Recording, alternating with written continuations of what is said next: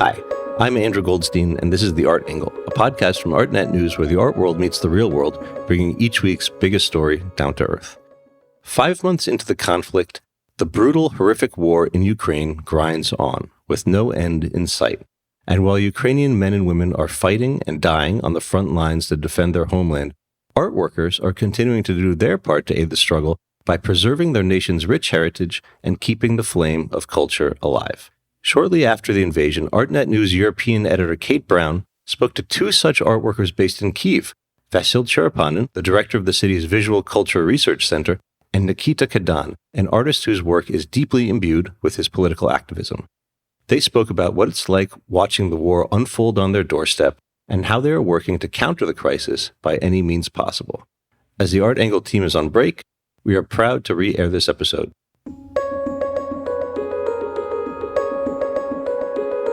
Like if we speak about cultural workers, increase visibility of Ukrainian culture. Visibility means survival.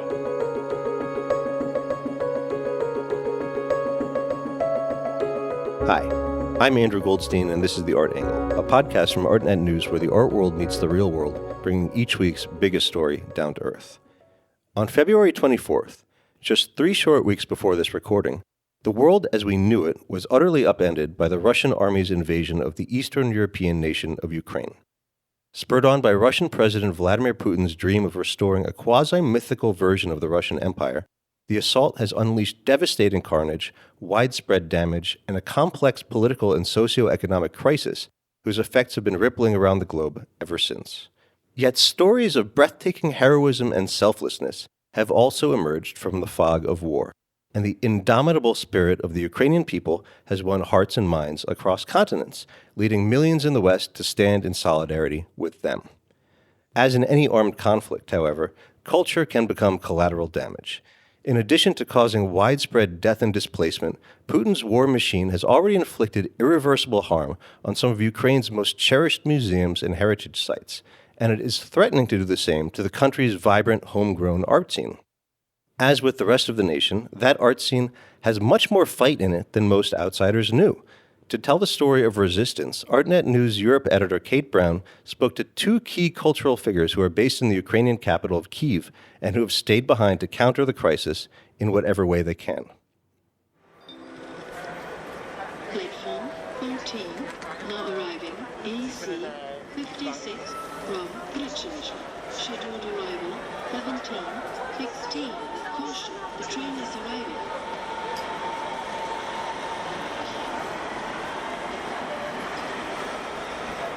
Dear refugees from Ukraine, welcome in Berlin. Please keep clear from the platform and areas of the stairs. Please leave the platform by stairs or elevators downward and follow the instructions of the volunteers with the yellow and orange sweater. Current information. Since the breakout of the war, around 2.8 million people have had to flee their homes and lives in Ukraine. It's a staggering number for a conflict that erupted just under a month ago. In Berlin, Germany, where I live, thousands of families and individuals have been arriving here every single day to the train station. These refugees bring with them whatever they can fit into a suitcase or two, and the city and networks of volunteers have been scrambling to figure out how to support them. Back in Ukraine, those who have stayed behind have had tough choices to make as well. Vasyl Cherepanyn, who is the director of the Visual Culture Research Center in Kyiv, an organizer of the Kyiv Biennial, and a founding member of the East Europe Biennial Alliance, met with me on a video call on the 12th day of war. Yeah, thanks first of all for having me. Together with the family, we had to evacuate from the city of Kyiv some time ago, so we moved to the Western Ukraine. So relatively, we are now safe because we actually didn't want to leave the city if it was not our kid, because it's really pretty hard to run to the bomb shelters like 10, 15 times per day. And also in terms of food, there are shortages in Kyiv and you have to queue to get some food. So it's really pretty challenging. So we decided to go outside of Kyiv, unfortunately. Cherepanyn has been a central figure in the art scene in Kyiv over the last years. But he, like many of the country's curators, artists, galleries, and museums, and like civilians all over the country of more than 44 million, have had to halt all their usual activities. Their futures are now totally on hold in order to deal with the realities of a sudden war zone. We can speak about artists who had no ability to leave the country, who stayed in Ukraine. But in general, the problem is that what actually happened is that just in one day, everything was destroyed. To speak about the cultural activities, about, my institution that I'm running, about the Kyiv Biennial that we have been organizing since 2015. Everything was very much politically motivated, socially engaged, and so on, really direct political outcomes. But at the same time, I think the biggest problem now is basically what we are facing militarily. It's a constant feeling being here that basically the outside world, the West, is just observing how we are being exterminated, to put it bluntly. But this is the truth. The situation is heartbreaking and unfair on so many levels. Prior to the Russian invasion, Ukraine had been going through something of a cultural renaissance as well. It was a popular destination for tourism within Europe, and some had been calling Kyiv the quote-unquote New Berlin. With its rich history, art, museums, architecture, and its much-acclaimed nightlife, the cultural art scene in and around Kyiv had been thriving and rapidly expanding, and there was an influx of cultural collaboration. There were new openings of venues and events, like Vasyl's Kyiv Biennial, the commercial art gallery Voloshin, and the Naked Room Gallery, a contemporary art space run by curators who are also organizing Ukraine's pavilion this year at the Venice Biennale. And that is naming just a few. But in just one day, the war took it away. I'm not quite sure whether it's the right moment to depict and discuss the situation before the war, because this world has already gone. And I'm not sure whether we will have an opportunity to revive it in any form or shape. So we are rather confronting a totally different challenge. So of course we can speculate how great it was and how vivid the cultural life was, but obviously that there is no cultural life at the moment at all. And while many civilians have understandably fled the country or headed to cities in the West, some, for many different reasons, have chosen to remain where they live for now. The urge is completely understandable. This is home. One of these people is the artist Nikita Kadan. He has been sheltering in place in Kyiv at that commercial gallery I mentioned earlier, Voloshin, which represents him. The owners, meanwhile, are stuck in the U.S. due to the war. In Kyiv, Kadan is doing everything he can to communicate the atrocities and experiences of the invasion, just like Vasyl. I spoke to the artist on the 14th day of the invasion while he was at the gallery. I'm in a space of art gallery turned to a bomb shelter. This space was a bomb shelter during Soviet time, and then it was turned to a space for art, and now again people hide from bombs and from shelling here. First 2 days I was at my home, then I moved here. For now I'm sleeping in the corner in an exhibition room, where I had my exhibitions as well before. There is an assistant of the gallery with her relatives and friends. And there were 2 artists with their families, with their children, but they flew to the west of the country. So I'm only artist now, but there are other people. Is the gallery underground? Yes, it's underground. And are you able to go up to the street regularly? Yeah, sure. I have to pick some food. There is no oven. Go to my apartment to cook something. Nikita seems to be maintaining at least some sense of normalcy for now. He is busy continuing to make art, drawing and documenting his experiences.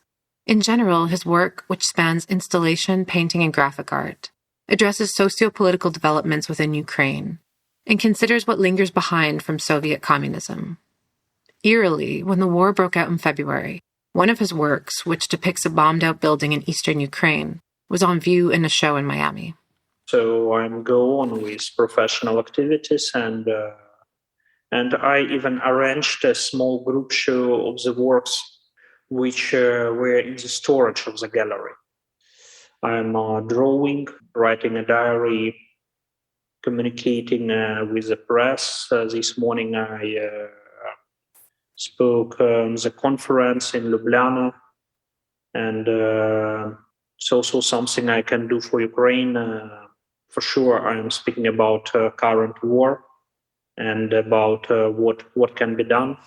I asked Nikita what he had been doing in the days before the country woke up to air raid sirens.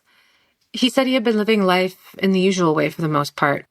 I had plans to go to residence in Krems in Austria for March and April. I had my plane ticket for February 26.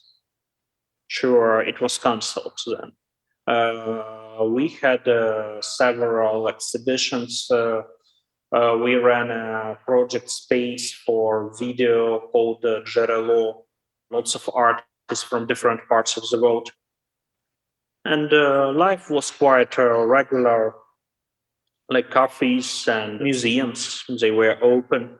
But already for around a month, there were messages about Russian troops gathering near the border, involving Belarus into conflict. So lots of people were quite nervous, but lived rather normal life. There are some key events to know in order to begin to really understand just what has been quaking in the cultural and political spheres in the lead up to this current war. One pivotal moment was the Maidan uprising in 2014, also known as the Revolution of Dignity, where Ukrainian civilians took to the streets in Kyiv and overthrew the pro-Russian president Viktor Yanukovych. In the wake of this, the cultural scene became much more mobilized, and the country and the art world looked increasingly westwards as they sought sovereignty, self-determination, and a better working democracy. It's also important to remember that what is happening right now in Ukraine is also a new chapter in a war that started just after the Maidan uprising, 8 years ago. In 2014, Russia annexed the Ukrainian peninsula of Crimea, and as a result, many Ukrainians in the art scene cut ties and began to turn down projects funded with Russian state money. Ukrainian artists were also very much political in this time. Nikita explained to me how the art scene became enmeshed in social protest, and how artistic and curatorial endeavors inevitably intersected and dealt with the new realities that they were facing, as well as the rising tension with Russia. Ukrainian art turned more political. Some practices turned political in, I would say, very official patriotic, or even in a nationalist sense. But also, it gave new energy to a movement of critical art, of politically engaged critical art, which was present on Ukrainian scene for much time before. But this tendency became one of the dominant. And also Ukrainian art got this historical, or even to say historiographical dimension. We started to connect present with the past. After 2014, we could see a lot of artistic practices which deal with historical continuity and also with a critique of nationalist historical narratives, nationalist way to tell the history. One major project Nikita turned down was an invitation to the massive group show Diversity United, which traveled from Berlin to Moscow last year. The show, which included artists like Olafur Eliasson, Georg Baslitz, and Mona Hatoum, was supposedly about democracy, dialogue, and European diversity. But it was scandal-ridden, and among many of the issues that arose with the show was one major one. An official patron was Russian President Vladimir Putin. Nikita and many others found that fact untenable. Smerling, when I wrote that, actually I'm one who struggled to recognize Russian Federation as a side of the conflict in Ukraine. So I cannot exhibit under Putin's patronage. He didn't answer this mail. Wow, and this is Walter Smerling, who was the curator behind Diversity United. Yes, exactly. Vasyl, the curator, expressed disappointment that Western counterparts did not react more strongly to the increasing oppression and authoritarianism that was clearly taking place in Russia. not to mention the Russian government's aggression towards Ukraine. I still cannot imagine how the EU is perceiving itself in this situation. It's really super strange. It seems like that the Union hasn't learned any lesson whatsoever during the last 8 years when the Russian-Ukrainian war actually started in 2014 and the occupation of the Ukrainian territories, the annexation of the Crimean Peninsula. Right. And there's been lots of discussion now asking what everyone was doing before in response to the annexation of Crimea. Many artists and curators in the years since then continue to work with the Russian state institutions or oligarch-backed museums. I wonder, did you see that as problematic then? And did you read it as apathy from the art world? It was some period just right after the Maidan Revolution that it was, in a way, somehow palpable even here in the country that the EU and other Western countries did put some attention, also in terms of the Western media, onto Ukraine. And it was also the moment when our Visual Culture Research Center started the Kyiv Biennial as a kind of a vehicle or instrument using the artistic and cultural means in order to continue this political impact that the Maidan Revolution had on our country and also onto outside world. So basically the very intention was also to provide a platform also to the outside so that foreign artists and cultural practitioners would have a possibility to learn something from our unique political experience, because it's not so often in today's world that you basically saw, to put it in Hegelian ways, in a way that the spirit of history was unfolding in front of your eyes and also with your participation, that the masses of people managed to get rid of a bloody authoritarian leader. And basically the revolution has won at the end. Obviously, there are thousands of Russians who are protesting the war, but this is a country of 140 million people. And these are not tens of thousands or hundreds of thousands, just several thousands on the one hand. And on the other hand, you have this kind of cynical and hypocritical situation that there was no Russian institution. Can you basically imagine, not a single one whatsoever, which took a kind of a public stance and opposed the war and called the war a war and named the aggressor. They were referring to some abstract humanitarian tragedy unfolding in Ukraine. So that's why we sort of stopped our activities for the time being. And we did achieve some success in that regard to boycott all the Russian institutions, especially those which are directly connected to the Russian Federation as a state, of course.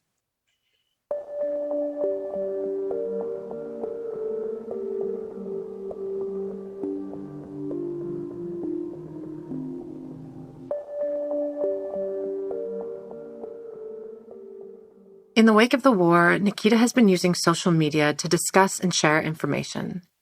He's been posting images of Kyiv's deserted squares that used to be full of people and teeming with life. He documents himself walking through these empty streets of his home city, and each caption counts the days. In these pictures, his facial expression is haunting and hard to read.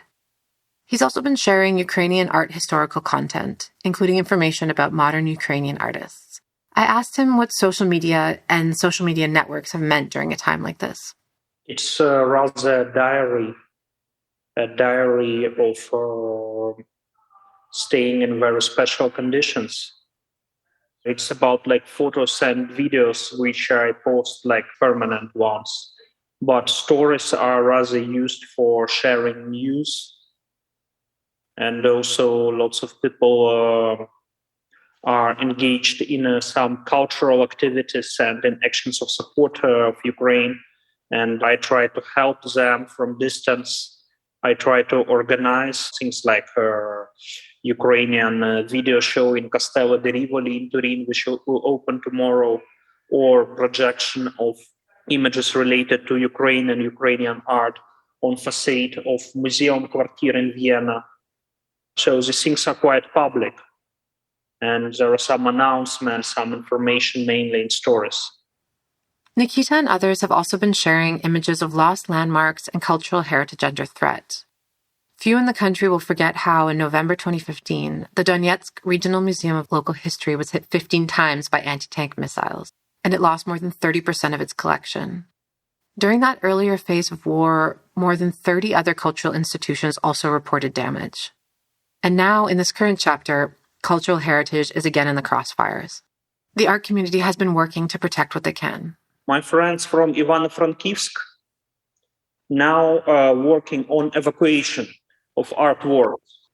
Some pieces of art, of architecture, and some important cultural landmarks, like Slovo building in Kharkiv, the house where most of Kharkiv modernist writers of 1920s lived together.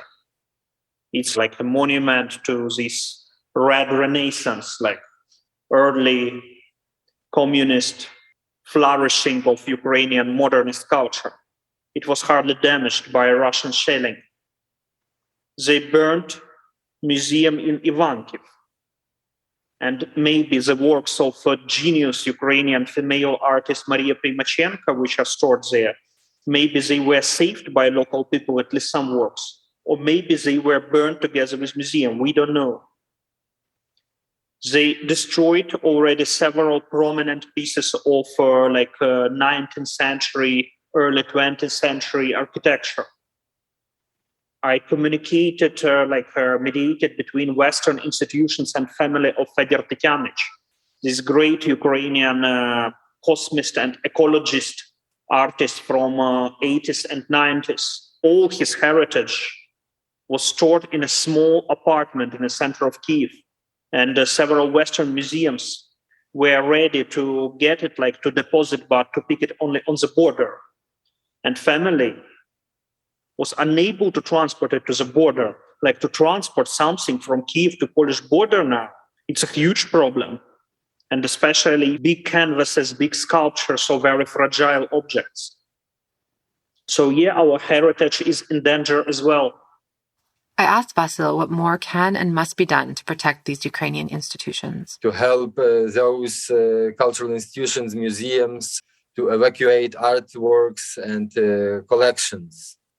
This is especially a horrible situation in the east of the country, in the cities which are being bombarded constantly. So we already lost many museums and art pieces in those regions.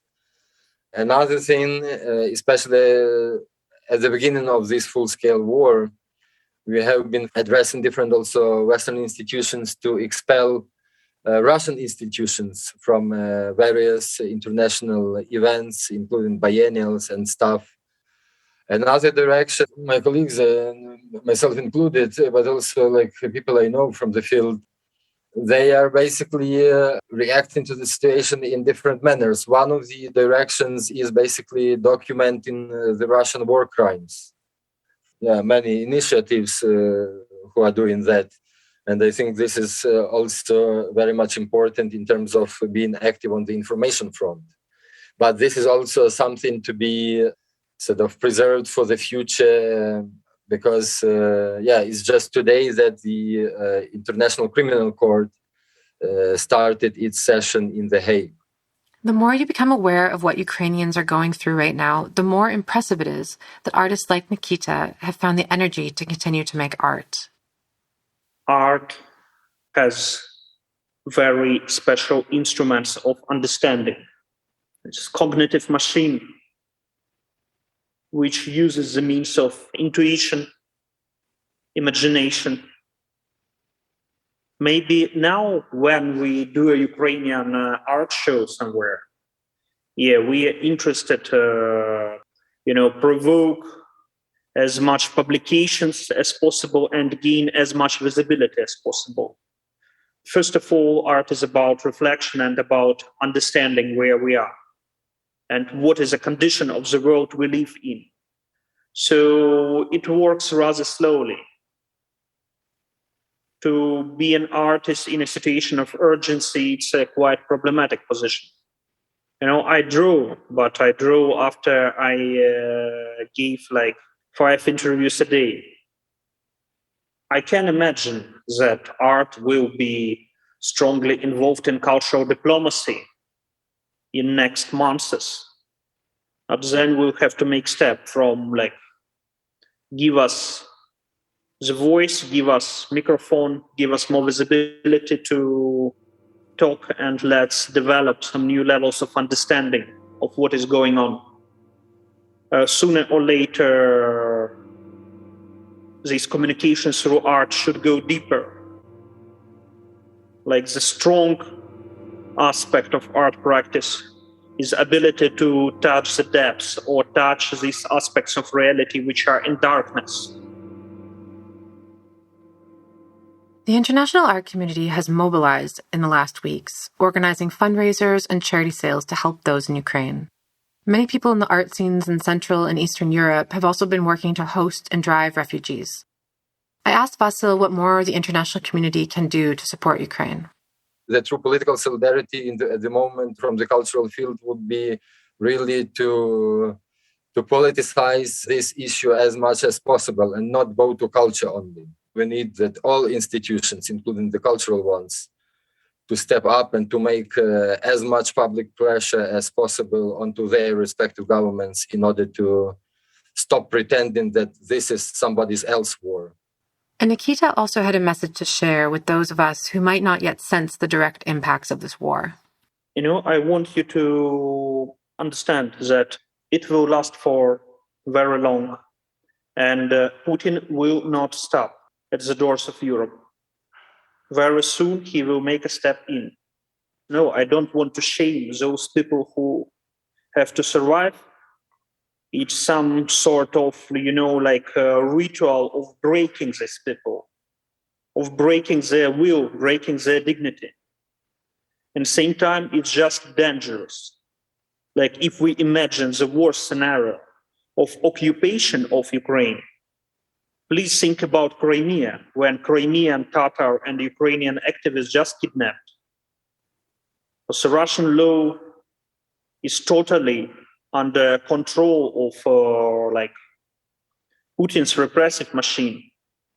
Russian courts, they work just as a system of political oppression. In this case, it will be terrible wave of repressions. Putin already let the world know that it's a war against the very idea of European democracy. So he will not stop. Please think the situation not in terms helping Ukraine, but in terms of our common self-defense. If we speak about cultural workers, increase visibility of Ukrainian culture. Visibility means survival in current condition. If we speak about people in the cities, those who bring medicine to old people and people with disabilities, lots of initiative of humanitarian help. But also, we need peacekeepers. We need Putin to be stopped. That here, if there are means to stop economically, please do it. Lose the money, not to lose the life tomorrow. And please think, is people of Ukraine, is it a price?